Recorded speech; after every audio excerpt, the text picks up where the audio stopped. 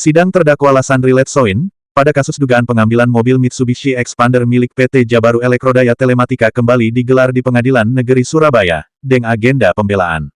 Dalam pembelaan terungkap adanya dugaan penyelundupan hukum, dan kejanggalan dalam penangkapan. Hal ini diungkapkan oleh kuasa hukum terdakwa yakni Abdul Salam.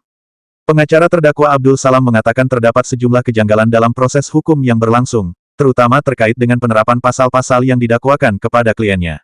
Tak hanya itu, pasal yang dikenakan kepada terdakwa mengalami perubahan secara tiba-tiba. Awalnya, klien kami dikenakan pasal 365, namun kemudian pasal itu berubah menjadi pasal 365 dengan tambahan ayat 2 yang meningkatkan ancaman hukuman menjadi 12 tahun, ungkap pengacara.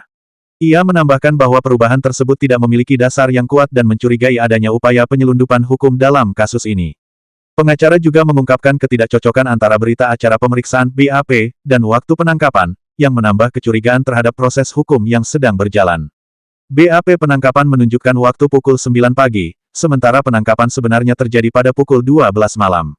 Ada banyak hal yang tidak wajar dalam kasus ini, tegasnya. Tadi apa keseluruhannya?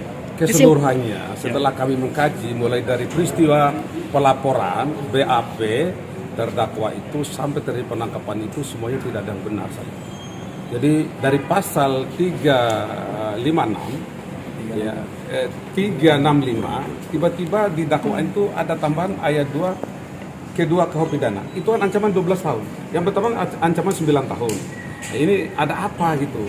Jadi mereka itu kalau bicara pencurian itu seketika itulah terjadi curas itu. Kan orang itu langsung menghilanglah semua.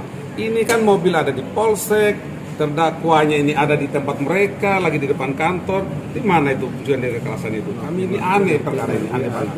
Jadi apa disampaikan oleh saudara terdakwa di sidang tadi atas permintaan hakim, itulah hati nuraninya dia sebenarnya itu. Jadi tidak ada pencurian. Adat orang Papua, orang NTT itu pencuri itu bagi mereka itu adalah haram dan itu tidak boleh. Kalau mukul orang berkelahi itu adat mereka di sana. Sama di kampus saya di Bima, mencuri itu di sana haram. Ya, jadi kejadian-kejadian seperti apa yang sampai itu memang kita akui mereka. Kalau berkelahi mereka itu kan berkelahi. Setiap hari. Pak, terkait penyelundupan hukum tadi apa, Pak? Itu makanya ayat 2 kedua KUH pidana itu penyelundupannya. Kan seharusnya tidak ada pasal itu. Makanya katakan dakwaan itu BAP itu batal. Dia kan dasar dakwaan itu berasal dari berita acara pemeriksaan tersangka atau berita pemeriksaan perkara. Dia juga tidak ada punya keterangannya. Dia tidak diperiksa sebagai tersangka. Ini yang disampaikan oleh yang bersangkutan. Kita periksa berkas juga seperti itu, ya kan? Jadi ada saksi dari polisi tidak sinkron kejadian penangkapan dengan BAP yang terjadi. BAP penangkapan 9 pagi, sedangkan penangkapan jam 12 malam. Jadi artinya apa? Berarti ini semua itu memang ada sesuatu yang tidak benar. Itu. Yang kedua, tanggal 8 Mei dia ditangkap. Tanggal 9 Mei sudah ada pengacaranya. Kok dibiarkan dan diperiksa selama 2 bulan di Polrestabes? Ada apa? Kan dia sudah punya pengacara, kami pengacaranya kok tidak pernah di otak-atik. Bahkan kami minta penangguhan. Kenapa tidak diperiksa sebagai tersangka? Itu hal-hal aneh di penyidik. Maka katakan terdakwa korban kriminalisasi oknum penyidik. Itu judul pembelaan kita itu. Memang kami ini penegak hukum, Pak. Ya. Terkait pengakuan terdakwa bahwa Ibu Farida ini kebal hukum. Nah, ini melihat mungkin bisa saja ini kan dituduh pencurian kekerasan. Loh, kok bisa perkara ini bisa naik ke persidangan kan begitu? Artinya ada rentetan peristiwa toh. Kejadian tanggal 6 Desember, laporan 12 Desember, sudah 1 minggu. Kenapa saat itu langsung dilaporkan mereka ini kan? Dan ada somasi pengacaranya kepada Ruben. Pengacara, Pak Ruben, kenapa mobil itu dibawa oleh si teman-temannya si Andre itu? Kembalikan mobil itu jangan dibawa kemana-mana coba. Artinya apa? Berarti bukan pencurian. Kita masukkan dalam BAP kita. Kita ada lampiran dokumen-dokumen kita. Ya, jadi hal-hal itu hakim harus objektif. Ya, saya melihat ya kasus ini teman-teman ya dari awal saya kecewa. Ketika kami periksa saksi korban, kami minta CCTV dibuka, tapi tidak dibuka. Benar nggak 12 orang? Dakwanya kan hanya 5 orang. Nah, saya katakan 24 itu ancaman ya 7 tahun, sumpah palsu, keterangan bohong. Itu udah benar itu. Nah, hal seperti itu ya kami harus minta hakim ini harus benar-benar apa yang kami bacakan tadi biar menyentuh hati yang mulia. Kami tidak punya persoalan dengan hakim, tidak punya persoalan dengan jaksa, kami mencari keadilan, penegakan hukum. Pasal-pasal yang didakwakan. Pasal didakwakan itu 3 65 ayat 2 ke 2. Artinya yang didakwakan jaksa itu menurut kuasa hukum seperti apa? Itu tidak benar. Tidak benar, kenapa? Itu artinya penyelundupan hukum itu. Seharusnya itu tetap pasal 356 itu. 365 itu harusnya.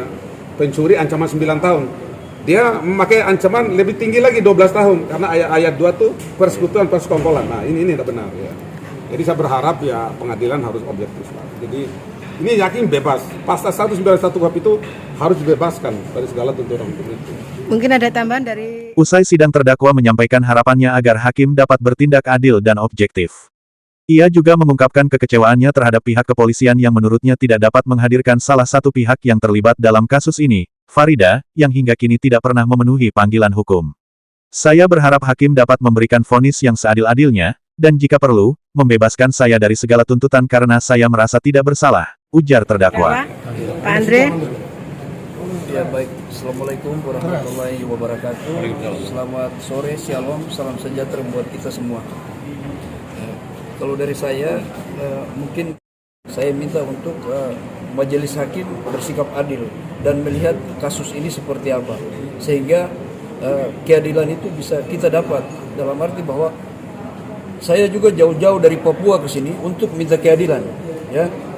Kita jauh-jauh ke sini untuk minta keadilan. Ibu Farida ini kebal hukum. Kenapa saya bilang kebal hukum? Persoalan ini bukan cuma baru di Surabaya. Jadi persoalan ini sudah mulai dari Polsek Aimas, Kabupaten Sorong, Provinsi Papua Barat Daya. Itu Farida dikasih panggilan tidak pernah pergi. Kemudian dari Polres Kabupaten Sorong dikasih panggilan tidak pernah pergi. Menghilang sampai 2 tahun. Akhirnya kita ketemu di sini. Nah, sampai di Polsek Poltabes Surabaya dia buat juga kayak begitu. Saya kenakan kita ini sudah percayakan pihak kepolisian sebagai penegak hukum. Tapi pihak oknum kepolisian ini tidak bisa hadirkan Farida. Ada apa di balik semua ini? Farida ini siapa? Seorang Freddy Sambo aja bisa ditahan. Seorang Farida, pihak kepolisian tidak bisa tahan dia. Dia siapa? Di sini kami cuma minta keadilan.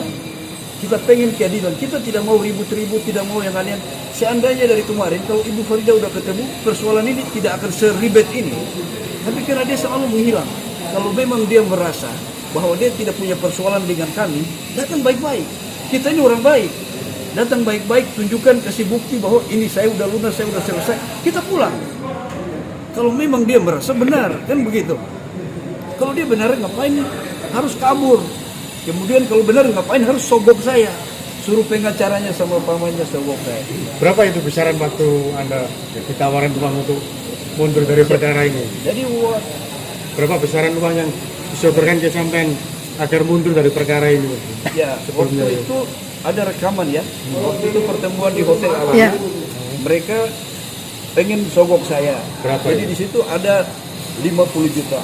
Dari rekaman ya, dari rekaman itu ada 50 juta. Di luar dari mereka by telepon, ada yang minta 200 juta, ada yang minta berapa. Tapi di situ saya menolak. Ya. Pak, harapannya hakim harus bebas ya Pak ya, memutus Harapan bebas saya, ya, Buat hakim, saya pengen vonis bebas. vonis bebas. Saya minta keadilan dan saya minta vonis bebas karena saya tidak terbukti melakukan pencurian. Siap. Kasus ini menarik perhatian publik, terutama karena berbagai kontroversi yang mengelilinginya. Masyarakat kini menunggu keputusan dari pihak pengadilan apakah keadilan akan benar-benar ditegakkan dalam kasus ini. Dari Surabaya, Kabar Hits TV mewartakan.